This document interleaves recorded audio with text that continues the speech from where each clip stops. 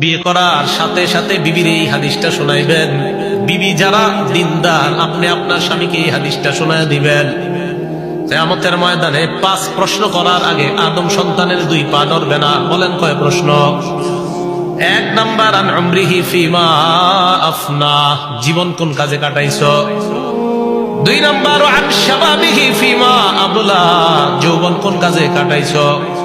3 number, one মালিহি মিন আইনা ইকতাসাবা, সম্পদ কি হালাল পথে কামাই করেছো নাকি হারাম পথে কামাই করেছো।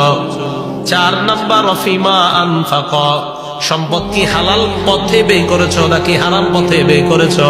5 নাম্বার, আন ইলমিহি বিমাজা আমিলা ফিমা আলিমা, বিদ্যা সম্পর্কে জিজ্ঞাসা করা হবে। যে বিদ্যা আপনি জানলেন ওই বিদ্যা অনুযায়ী আমল করছেন কিনা। এই যে আজকে হালাল হারামের কথা জানলেন, এই অনুযায়ী আমল করছেন কিনা, এই প্রশ্ন কিয়ামতের ময়দানে করা হবে।